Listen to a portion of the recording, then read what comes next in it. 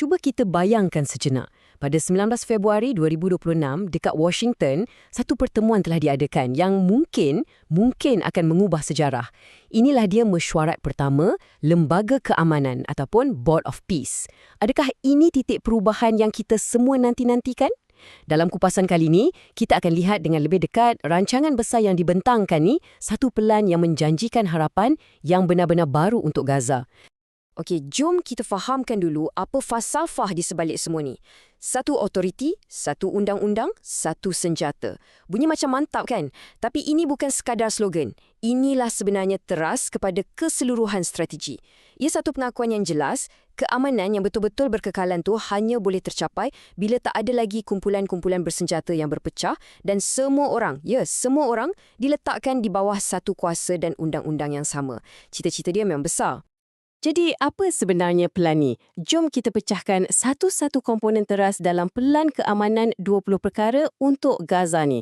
Pelan yang direka khas untuk mengubah lanskap daripada konflik kepada kemakmuran. Cuba kita tengok cara pelan ini disusun. Ia bukan pelan cincai atau tergesa-gesa, tak. Ia satu pendekatan berfasa yang sangat strategik. Mula-mula sekali, yang paling asas, gencatan senjata dan pulangkan semua tebusan. Lepas tu, baru bergerak ke pelucutan senjata. Kemudian, tubuhkan satu kerajaan baru yang diuruskan oleh pakar, teknokrat, bukannya ahli politik, untuk pastikan kecekapan. Dan kemuncaknya, pembinaan semula Gaza secara besar-besaran. Setiap langkah tu membina asas untuk langkah yang seterusnya. Nampak tak? Bijak kan? Dan kita bukan cakap pasal baiki bangunan yang dah rosak ya. Visi dia jauh lebih besar dari itu. Cuba bayangkan, Gaza bukan lagi sebagai zon perang, tapi sebagai sebuah bandar moden macam Dubai. Lengkap dengan zon ekonomi, hospital bertaraf dunia dan sistem pendidikan yang memupuk toleransi. Matlamat dia adalah untuk mencipta sebuah metropolis yang jadi simbol harapan. Bukan untuk penduduk Gaza saja, tapi untuk seluruh dunia tengok. Nak bagi kita faham betapa besarnya skala pembangunan semula ni, pelan ni sasarkan pembinaan 400,000 unit rumah baharu. 400,000! Itu bukan jumlah yang sikit. Ini satu usaha mega untuk sediakan balik tempat tinggal dan pulihkan kehidupan normal untuk semua penduduk di sana. Ada satu perkara yang bagi saya sangat menarik. Pelan ni tak lupakan aspek kemanusiaan. Tengok ni, melalui inisiatif FIFA, sukan digunakan sebagai alat yang sangat-sangat berkuasa. Bukan untuk riadah je, tapi untuk bina semula harapan, terutamanya di kalangan orang muda. Sebuah stadium baru, akademi sukan, semua ni boleh jadi pemangkin untuk satukan balik masyarakat. Tentu sekali, pelan yang bercita-cita tinggi macam ni perlukan sokongan padu dari seluruh dunia.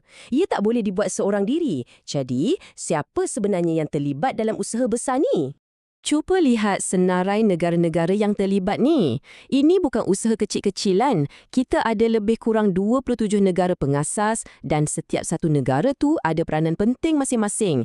Amerika Syarikat sebagai pengurusi dengan dana $10 bilion dan yang menariknya Indonesia sebagai penyumbang tentera terbesar untuk pasukan pengaman. Ini betul-betul tunjukkan satu kerjasama antarabangsa yang sangat serius dan pelbagai. Okey, jadi macam mana keamanan ni nak dikuatkan atas padang? Jawapannya ISF ataupun Pasukan Penstabilan Antarabangsa. Ini komponen yang paling kritikal, pasukan keselamatan fizikal yang akan ada di Gaza untuk pastikan gencatan senjata dipatuhi. Mereka ni yang akan beri keyakinan kepada semua orang yang proses pembinaan semula tu boleh jalan tanpa sebarang gangguan. Tanpa ISF, planning mungkin tinggal angan-angan je.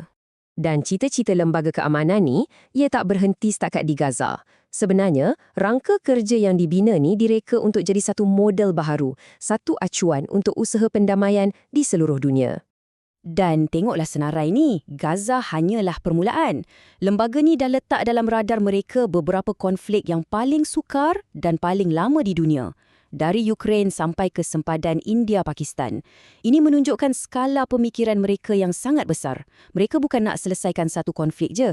Mereka nak cipta satu formula, satu template yang boleh diguna pakai untuk bawa keamanan ke seluruh dunia. Momentum untuk inisiatif ni pun nampaknya semakin kuat. Walaupun dah ada 27 negara pengasas yang komited, cuba bayangkan apa jadi kalau kuasa-kuasa besar macam Rusia dan China pun sertai sekali. Penglibatan mereka bukan saja akan bawa lebih banyak dana dan kekuatan tentera, tapi ia akan beri satu pengesahan global yang luar biasa kepada lembaga ni. Ia akan jadi satu kuasa pendamai yang betul-betul disegani. Semua ni melakarkan satu gambaran yang sangat optimistik kan?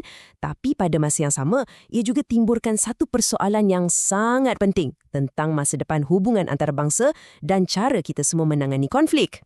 Jadi, kita kembali kepada persoalan asas. Apa yang kita saksikan di Washington ni, ia bukan sekadar satu lagi rundingan damai biasa. Ia mungkin satu rangka tindakan, satu blueprint untuk era baharu dalam diplomasi global. Kalau model ni berjaya di Gaza, ia boleh ubah cara dunia tangani konflik untuk selama-lamanya. Persoalannya, adakah kita sedang menyaksikan permulaan kepada sesuatu yang benar-benar revolutionary? Hanya masa yang akan menentukannya.